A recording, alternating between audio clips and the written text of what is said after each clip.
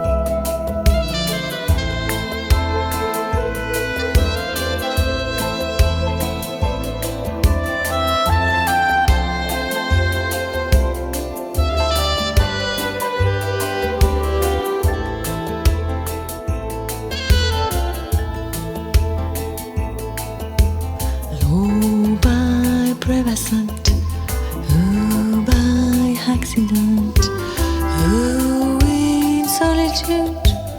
Oh, in this mirror, oh, by his lady's command, oh, by his own hand.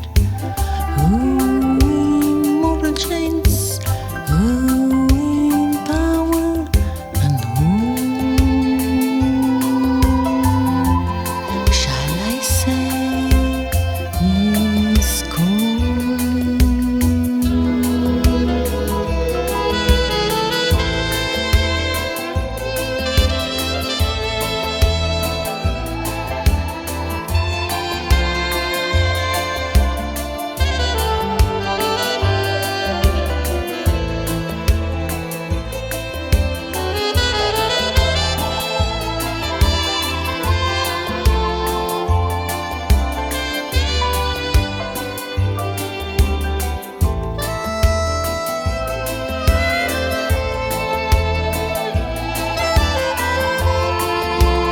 Who by Fire, la version de Sandra Zemmour, tirée de son album Last Call for Love. Alors, Sandra Zemmour, on entend plusieurs instruments, c'est juste une merveille, c'est une version très jazzy.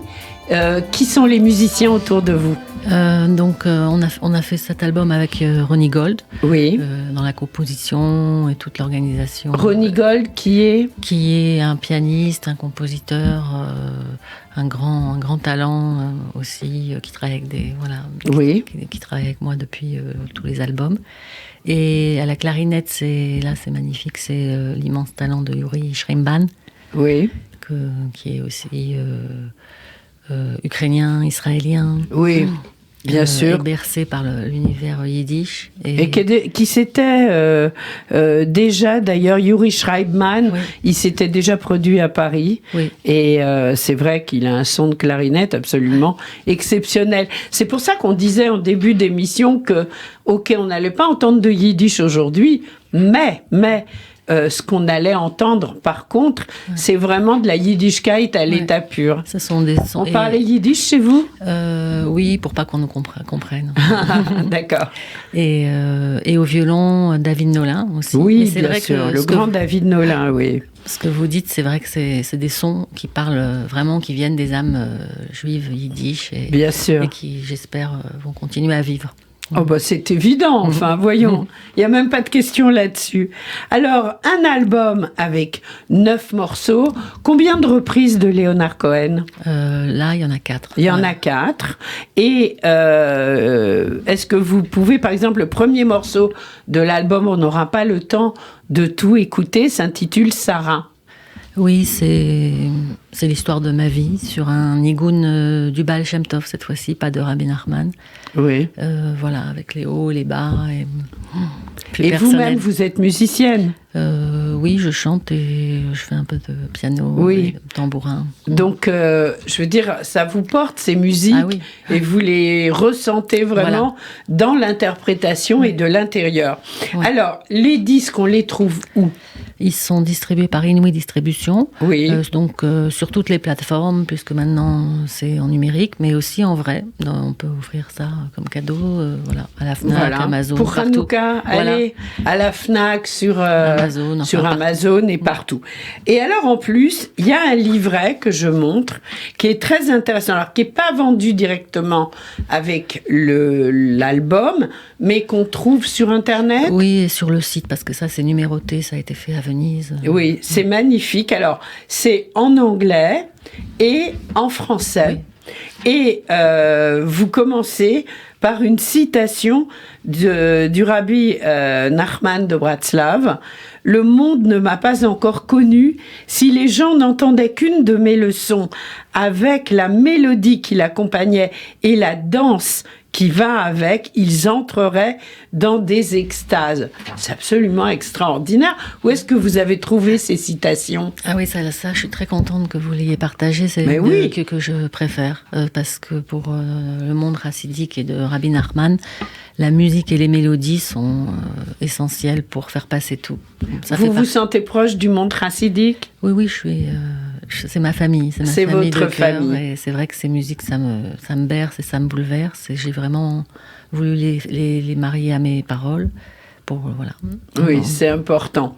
Alors, on va écouter un autre extrait de l'album. Et là, il s'agit donc de Dance Me to the End of Love. Faut-il encore le présenter? Leonard Cohen, vous alliez à ses concerts autrefois. Oui, j'ai eu la chance de le connaître et c'est quelqu'un qui a été un maître pour moi, qui m'a vraiment aidé à... Et vous l'avez connu dans quel cadre? C'était quelqu'un qui m'a apporté beaucoup d'amour et donc je suis allée vers lui et il m'a aidé à passer le pas et à chanter, à oser. Ouais. Ah, c'est bien. Et donc, vous avez repris, évidemment, un accord pour que vous repreniez ces chansons. Bien sûr, on va écouter votre version de Dance Me to the End of Love, Sandra Zemmour et ses musiciens, et on en parle juste après ça.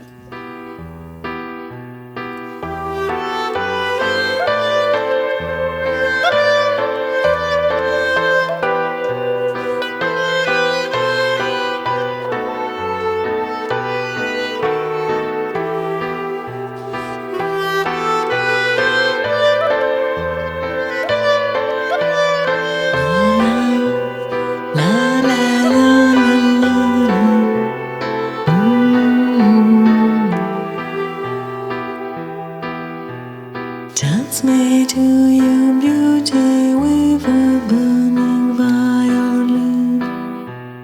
Dance me through the panic till I'm gone safely. Lift me like an olive branch, be my homeward dove. Dance me through the end of love. Dance me to the end of love. Let me see your beauty when the witnesses are gone. Let me feel you moving like they do in Babylon. Show me slowly what I only know the limits of. Dance me to the end of love. Dance me to the end of love. Vous écoutez Radio J. Radio J.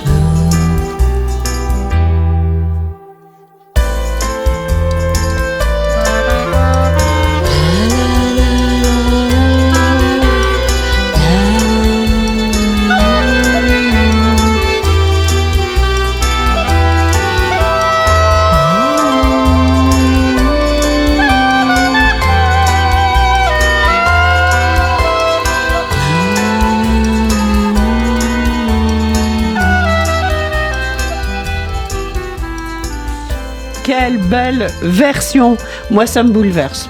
Voilà. Merci. Alors, vous souhaitiez nous dire quelque chose sur cette chanson, version? oui, elle a été écrite par Leonard Cohen dans un contexte. C'est un homme qui il est sorti avec sa femme des trains de la mort pour arriver au camp de concentration, de déportation, d'extermination. Voilà, je préférais même rien dire. Et ouais.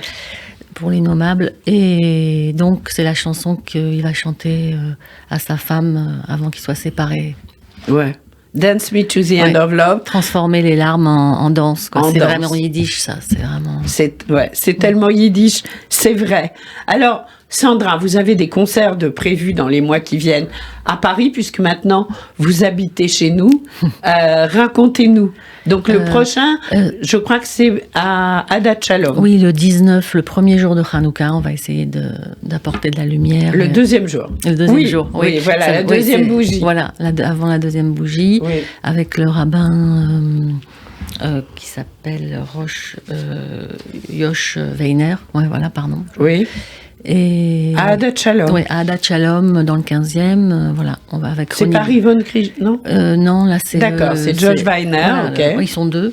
Oui. Et avec Ronnie Gold qui nous fait l'honneur de venir au piano et Yuri Schreimban, on va. Alors vous allez faire quoi? L'album Last Call for Love. Et puis quelques peut-être surprises avec des Nigum Bratslav, des chansons de Hanouka. Superbe.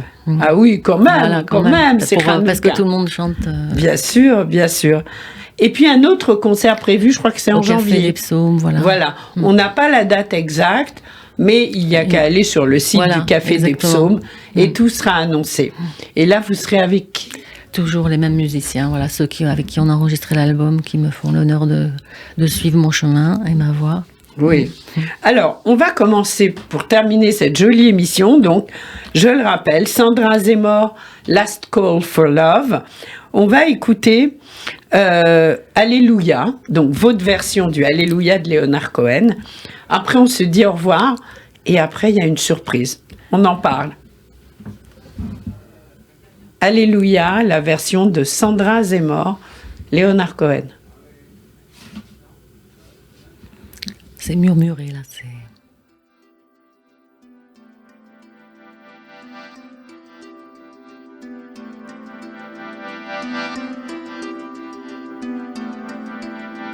I've heard there was a secret chord that David played, it pleased the Lord.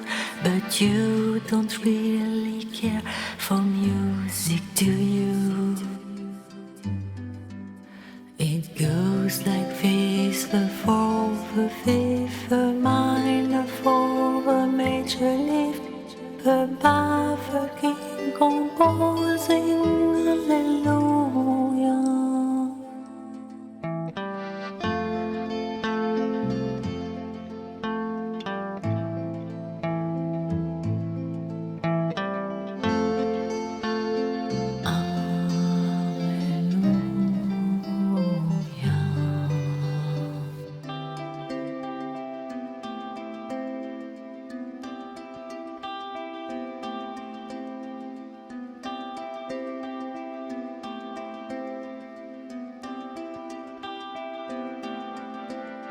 Your faith was strong, but you need the proof.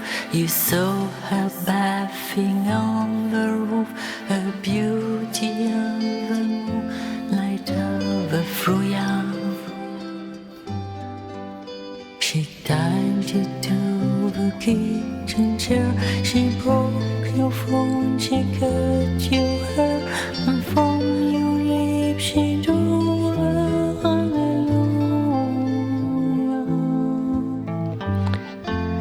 Alléluia, Sandra Zemmour. On va devoir se quitter. Vous souhaitiez dire un dernier? Je vous remercie de m'avoir accueilli. Avec plaisir. Et je remercie toutes les fondations qui m'ont soutenue, sans lesquelles ces projets n'auraient jamais vu le jour. Eh ben, on les remercie. Bravo. Et puis surtout, on continue. Et peut-être une prochaine fois, un titre en yiddish. Qui sait? La surprise. Alléluia en yiddish. C'est tout de suite sur Radio J.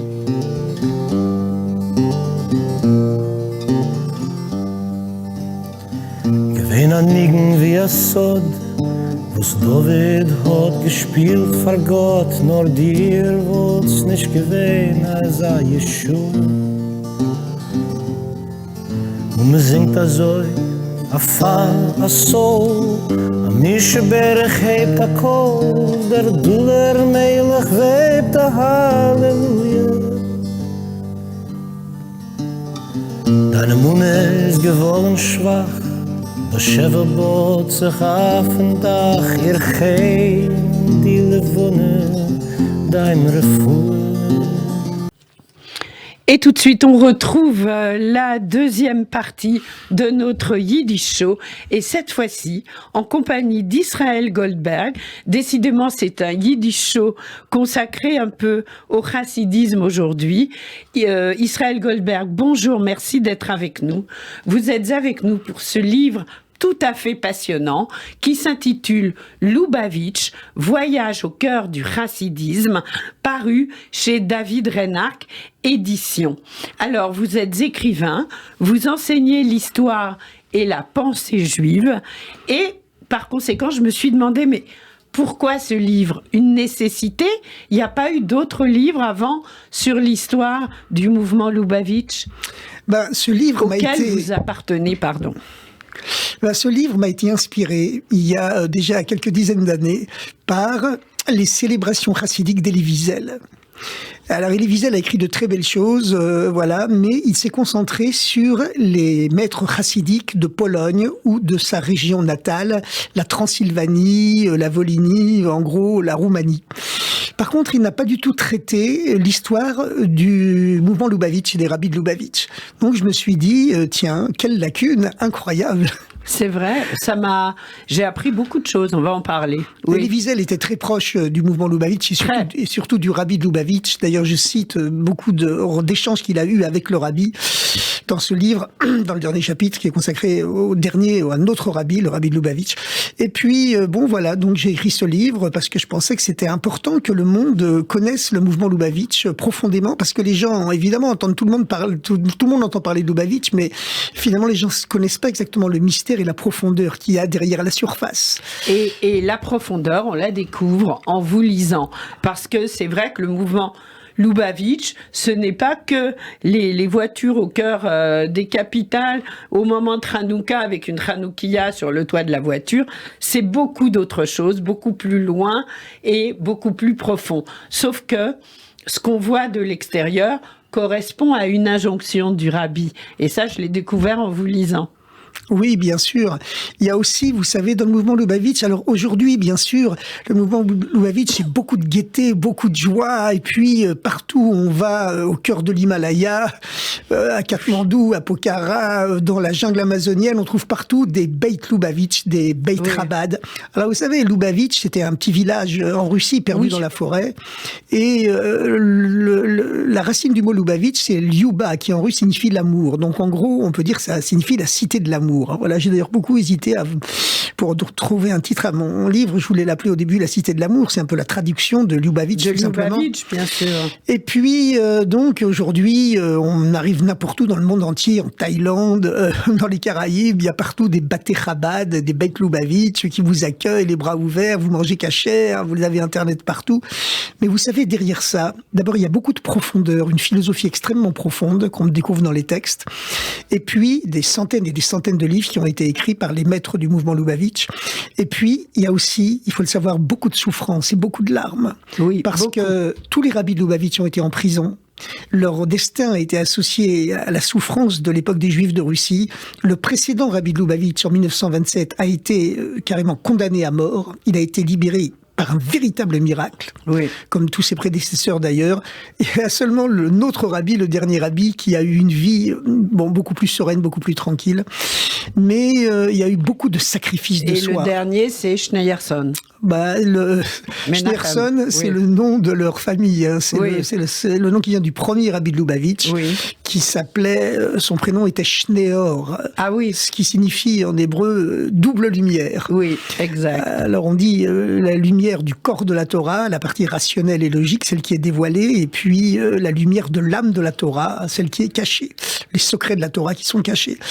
Alors donc, le nom Schneerson vient tout simplement du prénom du premier rabbi, Schneer. Schneor, Zalman. Schneor, ça a donné Schneerson, les fils de ces deux lumières. Oui, bien sûr.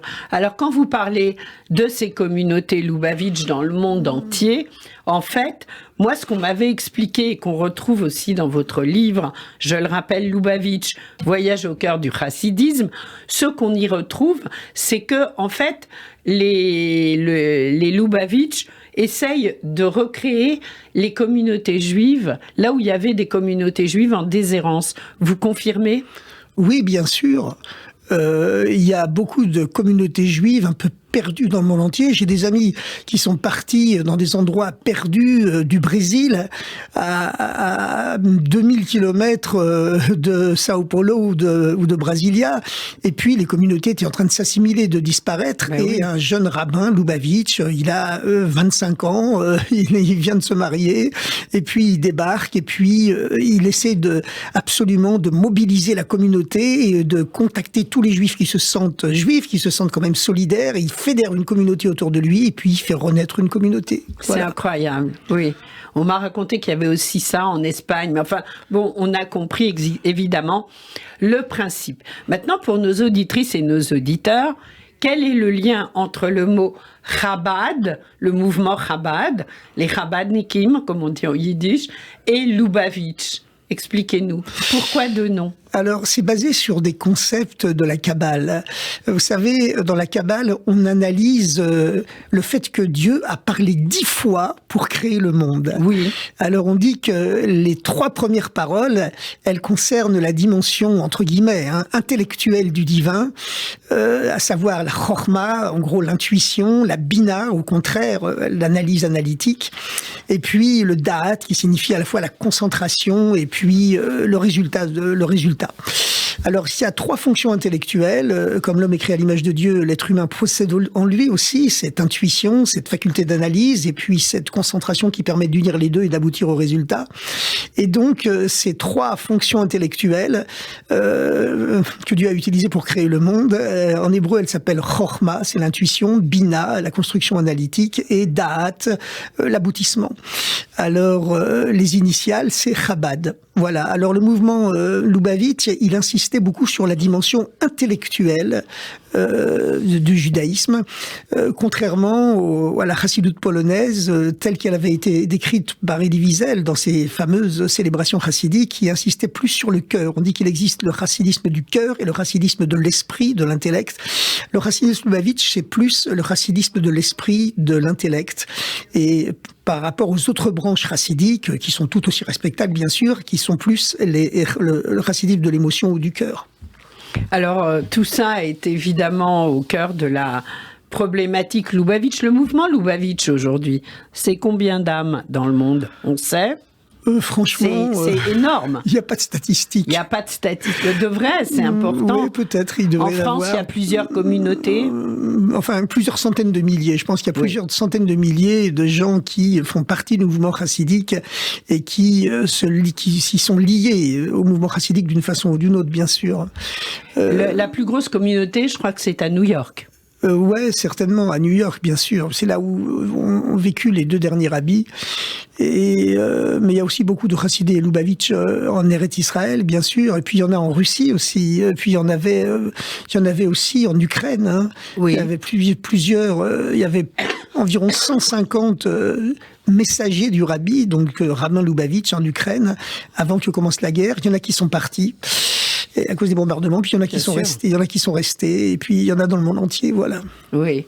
En tous les cas, il faut avoir du courage pour rester dans des pays comme ça, où il se passe des choses tellement graves, où il n'y a pas de communauté juive. Tout recréer, c'est un peu ce qui est à la base de l'idée du mouvement Chabad. On recrée, on continue, tout à fait. On transmet. Voilà, c'est ça, la transmission pour créer un monde meilleur. Oui, voilà. C'est vrai. Alors, ce voyage au cœur du chassidisme, est-ce que vous me permettez de lire les quelques premières lignes que vous avez mises et qui m'ont beaucoup touchée ? En 7 jours, Dieu créa le monde. Le premier jour vint sa bonté qui secréta l'eau et la lumière. Le second, sa sévérité qui dissocia le ciel et la terre, le spirituel du matériel. Vint enfin ensuite la miséricorde qui réconcilia les opposés, et ainsi de suite jusqu'au Shabbat, jour du repos et du Messie. Ces 7 lumières originaires nommées Séphiroth dans la Kabbale, car la sphère n'a ni haut ni bas, et symbolise l'infini, s'incarnèrent quelques millénaires plus tard dans les 7 Rebbe de Lubavitch. C'est quand même une très belle introduction, une très belle histoire, un avant-propos. Ben, ça résume un peu l'ensemble du livre. Hein. Voilà, exactement. Voilà. C'est pour ça que j'avais envie de le lire, parce que c'est presque le résumé parfait. Voilà, la perfection n'est pas de ce monde. Non, bien sûr, mais presque. Mais bon, si vous voulez, effectivement, c'est le résumé, parce que on explique effectivement qu'il y a les 7 sentiments de Dieu qui sont descendus dans l'univers pour créer les 7 jours du monde. Et le monde est toujours rythmé par le chiffre 7. Le temps est toujours rythmé à l'ONU et dans le monde entier par le chiffre 7. Alors il y a la bonté, du vide, etc. Et chaque rabbi de Lubavitch, son âme s'enracine dans un des 7 sentiments par lesquels Dieu a créé le monde. Et le 7e rabbi, notre rabbi qu'on a bien connu, bien sûr, à New York, lui, c'est le 7e qui correspond au Shabbat. Et c'est la raison pour laquelle la vie du peuple juif et le monde entier ont complètement changé, la vie du peuple juif s'est complètement transformée lors de l'avènement, à partir de l'avènement du 7e rabbi, qui est le Shabbat par rapport aux 6 jours précédents. Comme le Shabbat n'a aucun rapport avec les 6 jours de la semaine, c'est complètement différent, c'est le jour de la lumière, le jour du plaisir.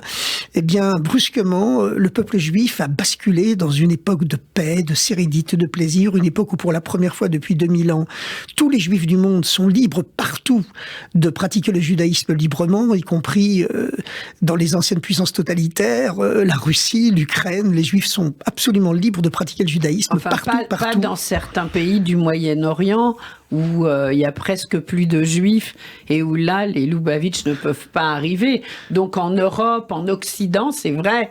En Amérique du Nord et du Sud, c'est vrai, mais peut-être pas quand même encore dans tous les pays, qu'en dites-vous ? Dans tous les pays où il y a encore des communautés juives. C'est vrai que dans la plupart des pays du Moyen-Orient, il n'y a plus de communautés juives. C'est terminé. Bien sûr. Voilà, les derniers juifs d'Afghanistan, les 2 derniers sont partis il y a 1 an ou 2. Bien sûr. En Syrie, c'est pareil. Les juifs ont réussi à partir, mais c'est aussi voilà. Mais ce qui est miraculeux aussi, c'est que tous ces juifs ont réussi à partir et à recréer dans le monde libre des communautés parfaitement florissantes grâce à Dieu. C'est vrai. Alors, justement, Israël Goldberg, donc le mouvement Lubavitch ou Chabad est né en Ukraine, en Russie, il y a combien de siècles maintenant ? Alors, le mouvement Lubavitch lui-même, on peut dire qu'il est né dans le dernier quart du XVIIIe siècle. Alors, à l'époque, évidemment, la langue usitée la plus courante dans ces milieux-là, c'était bien sûr le yiddish. Bien sûr, la plupart des juifs de Russie et de Pologne, quantitativement, c'était à l'époque 80% de la communauté juive mondiale. Hein. Oui. Ils parlaient pas la langue du pays, ils parlaient pas ni le russe ni le polonais. En général, ils ne parlaient que le yiddish. Bien sûr.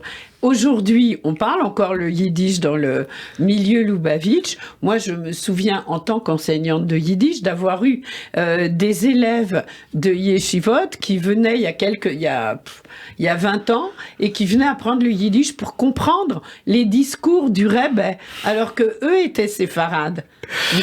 Vous savez ça ? Oui, bien sûr. Il y a beaucoup de juifs séfarades de mes amis Lubavitch qui parlent le yiddish encore beaucoup mieux que moi.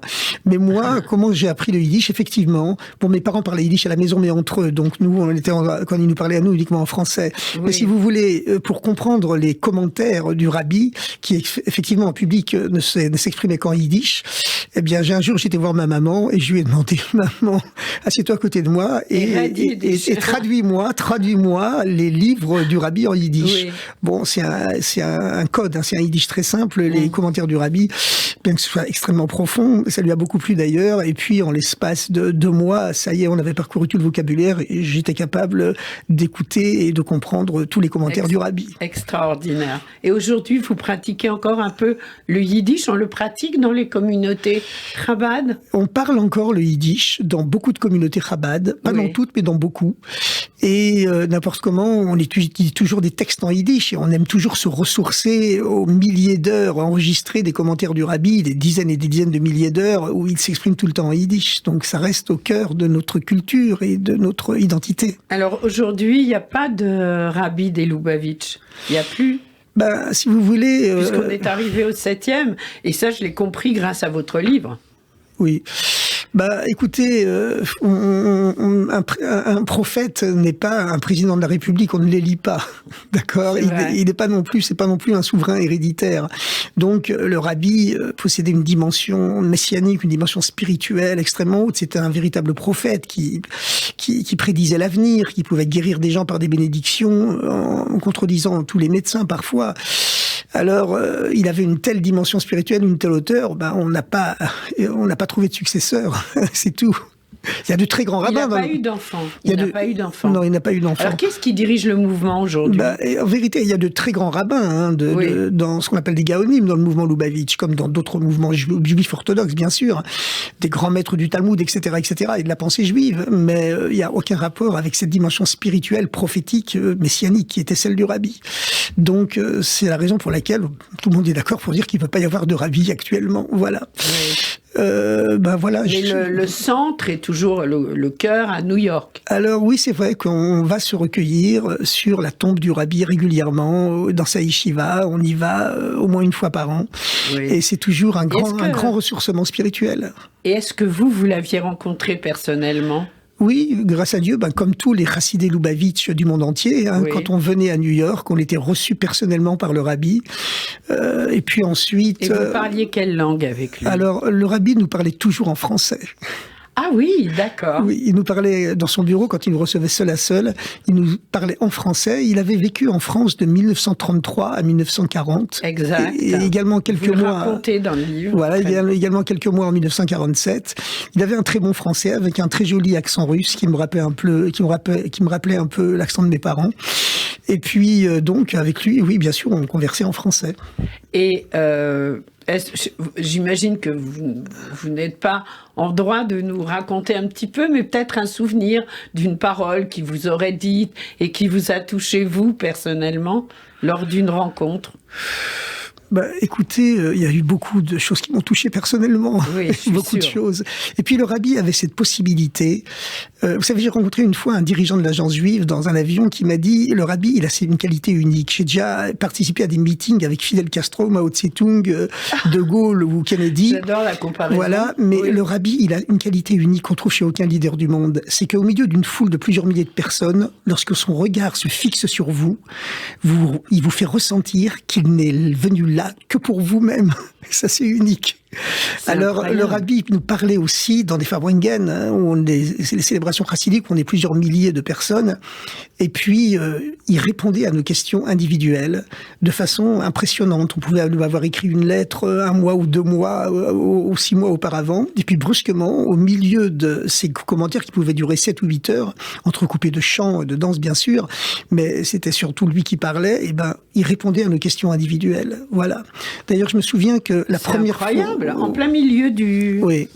Je me souviens que la première fois... En donnant le nom de la personne à qui il s'adressait. Non, il donnait pas le nom. Non, il donnait pas le nom, mais chacun comprenait. Oui. Je me souviens que la première fois que le rabbi a arrêté de recevoir les gens individuellement et a décidé qu'il ne donnerait que des entretiens collectifs, il a dit que ça n'enlèvera rien au dialogue individuel qu'il aurait avec chacun. Au contraire, ça l'intensifierait parce que chez les Juifs, la quantité ajoute à la qualité. Et je l'ai vu de moi-même, je l'ai vu de mes propres yeux. Je peux vous raconter une anecdote, bien sûr, oui. Mais je l'ai vu de mes propres yeux, je l'ai expérimenté de mes propres yeux, effectivement. Oui. Alors, dans votre livre, vous traversez les siècles depuis la création du mouvement. Vous nous racontez la vie de tous ces moi je dis plutôt rebelles, mais peut-être j'ai tort, de tous ces rebelles. Dans mon livre, j'utilise presque tout le temps le mot rebelle. Oui, on est d'accord. Donc de tous ces rebelles qui ont traversé l'histoire du mouvement jusqu'à nos jours. En fait, quel est l'objectif de votre livre et qu'est-ce que vous en espérez, Israël Goldberg ? Ce que j'espère, c'est que ce livre pourra servir d'inspiration à tous mes frères juifs pour s'élever dans le judaïsme, progresser dans la pratique du judaïsme et dans le renforcement de l'identité juive globale, du peuple juif en général. Et puis, parce que l'action, la pratique, c'est quand même le plus important finalement. Oui. Mais on dit qu'on met les tefilines en premier sur le bras et pas sur la tête pour se rappeler que c'est l'action chaque jour qui est le plus important. Donc voilà. Une jolie phrase. Mais aussi, pour que les non-juifs aussi découvrent ce que c'est la pensée juive, l'universalisme du mouvement Lubavitch, parce qu'il y a tout un message pour les non-juifs que le rabbi a lancé. Il avait lancé cette fameuse campagne pour toutes les écoles laïques américaines et également dans les autres pays, que tous les enfants et tous les adolescents, les jeunes s'habituent à prendre tous les matins une minute de silence pour réfléchir, chacun avec ses propres idées, comment devenir un meilleur être humain. Et voilà, il a lancé une grande campagne pour que toute l'humanité se ressource aux fameux principes universels originaires, les 7 lois de Noé. C'est une grande dimension messianique qui s'est manifestée à travers le rabbi, cette dimension universaliste qui tranche complètement avec toute l'attitude des grands maîtres du peuple juif des 2000 années d'exil, parce que c'était pas possible auparavant. Puis c'est devenu possible maintenant. Lubavitch, voyage au cœur du chassidisme, Israël Goldberg, et évidemment en photo, c'est le rabbin Menachem Mendel Schneerson dans les années 70. Merci beaucoup, c'est paru chez David Reinhardt Éditions. Merci d'avoir été avec nous. Et on va se quitter en musique avec Avraham Fried, un très beau chant de Hanouka. Merci d'avoir été avec nous, Israël Goldberg. Au revoir. Merci de m'avoir invité et bonne préparation à la fête de Hanouka et au nouvel an du chassidisme, le Yutet Kislev, qui sera célébré la semaine prochaine, quelques jours avant Hanouka. Merci.